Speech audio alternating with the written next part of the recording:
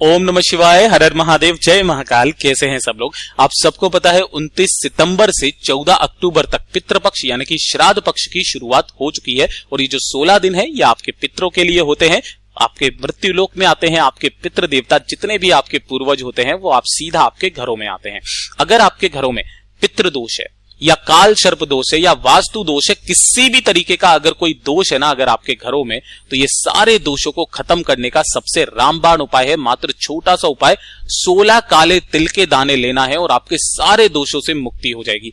काफी सारे लोगों को नहीं पता होगा कि भैया पितृदोष क्या होता है, तो पूज्य गुरुजी ने कथाओं में कई बार बताया है कि अगर आपको रात में सोते सोते अचानक से नींद खुल जाए या आपके परिवार में कोई बच्चा है छोटा, एकदम से रात को उठता है, नींद नहीं आती है, उसे भूख लगती है, वो भूखा रहता है, प्यास लगती है, तो समझ जाना आपके पितृ प्यासे हैं, आपके पितृ भूखे हैं, आपको पितृदोष है।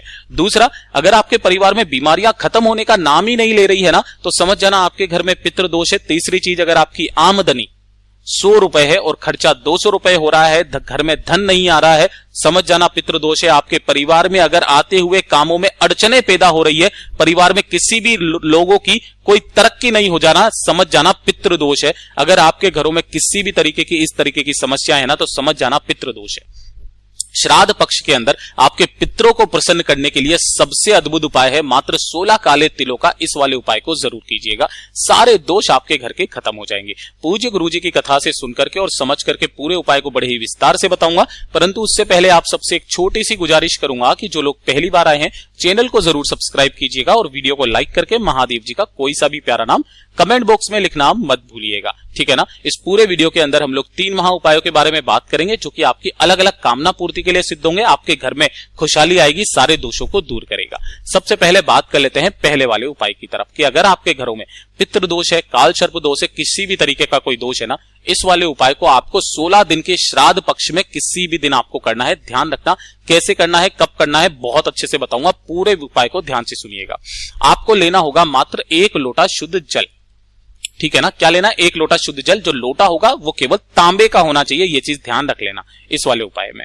उसके बाद में आपको लेने होंगे काले तिल के दाने, ठीक है। अब देखिए, गुरुदेव ने कहा कि चुटकी भर काले तिल ले लेना, लेकिन एक चीज ध्यान रखना कि जो 16 दिन के जो श्राद्ध पक्ष होते हैं ना, ये 16 दिन आपके पूर्वजों के होते हैं, ठीक है ना। तो इन 16 दिनों का अगर आप एक ही बार इस उपाय को कर रहे हो ना, गिन करके 16 काले तिल के दाने, हर एक दिन का एक दाना आपको इसी वाले लोटे के अंदर डाल देना है। मात्र एक बार इस उपाय को किसी भी दिन कर लेना, जब भी आपको मौका मिल जाए, ठीक है। 16 काले तिल के दाने डाल दिए, छोटे छोटे से, ध्यान रखना खंडित ना हो, ठीक। उसके बाद में आपको लेने होंगे 2 सफेद फूल।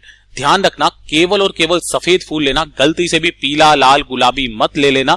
जो सफेद फूल मिल जाए, कोई जरूरी नहीं कि भैया यही वाला लो, जो सफेद फूल मिल जाए उसी को ले लेना, ठीक है ना। ये जो सफेद फूल होते हैं ना, पितरों को सिर्फ और सिर्फ सफेद फूल ही समर्पित किए जाते हैं, ये चीज ध्यान रखना।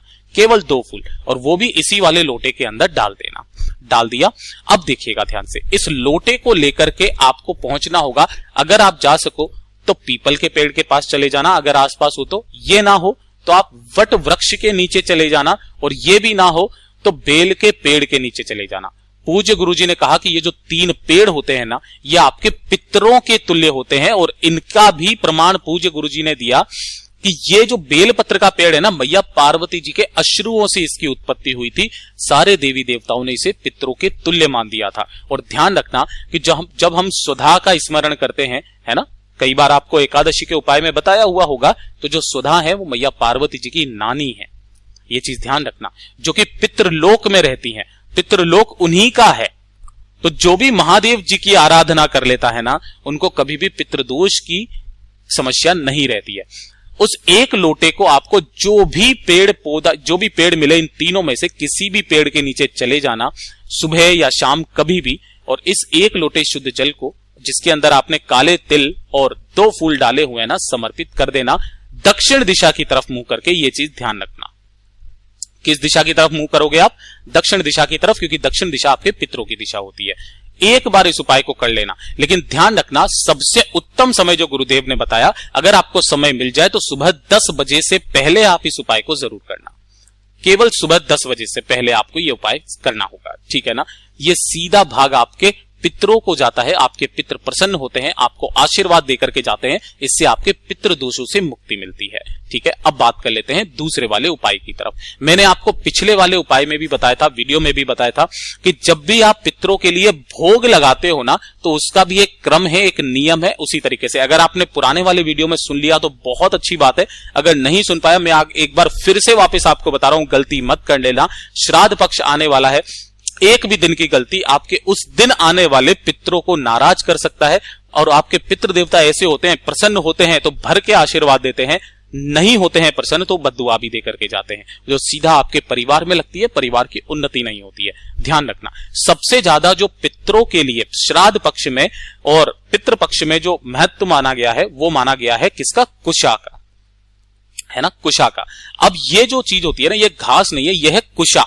ठीक है ना, आपको इस तरीके की कुशा मार्केट में मिल जाएगी, कुछ सूखी सी, इसकी मेट भी बनाई जाती है, चटाई वगैरह बनाए जाते हैं। काफी सारे लोग इन्हीं सब चीजों की पंखे वगैरह भी बनते हैं। खिड़कियों पर जब आप लगाते हो ना पर्दे के रूप में, तो इसके खिड़कियां भी बनती है, खिड़कियों के पर्दे भी बनते हैं।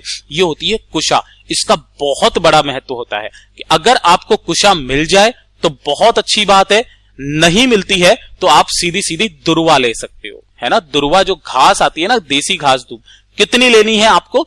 ये लेनी होगी आपको 16। कितनी लेनी है? 16। और जो अगर आपको ये मिल जाती है ना, तो आपको इसे बांधना होगा किससे? मोली से। किससे बांधना है? मोली से। जो लाल कलर की मोली आती है ना, इस तरीके की, है ना। तो अगर आपको कुशा मिल जाती है तो कुशा को आपको मोली से बांधना है। कुशा अगर नहीं मिलती है ना, तो आपने जो देसी घास दूब दुर्वा ली है ना, इस दुर्वा को कभी भी मोली से नहीं बांधा जाता है, ध्यान रख लेना। इसे आपको एक एक्स्ट्रा दुर्वा लेना, उसी से बांध लेना। तो एक गट्ठर ये तैयार कर लेना। एक लेना है लोटा आपको शुद्ध जल। तो एक तो काम वो हो गया, या तो आपको अगर कुशा मिल जाए तो ले लेना, वरना दुर्वा ले लेना। ठीक है, दूसरा काम क्या करना है? एक लोटा शुद्ध जल लेना है। इसके अंदर पूरा अपने घर का शुद्ध जल भर लेना, थोड़ा सा खाली रखना, क्योंकि इसके अंदर आपको मिलानी होगी 2 से 4 बूंदे गंगा जल की। ठीक है, 2 से 4 बूंदे गंगा जल की मिला ली। इसी के साथ में आपको मिलाना होगा गाय माता का कच्चा दूध।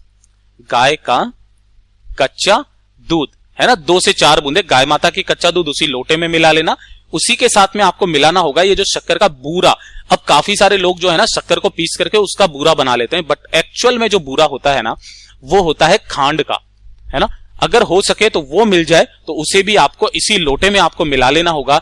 चुटकी भर काले तिल मिलाना इसी लोटे के अंदर, और चुटकी भर आपको मिलाने होंगे जो ये जो सीधा चीज होती है ना, ये आपके पितरों को समर्पित होती है ना।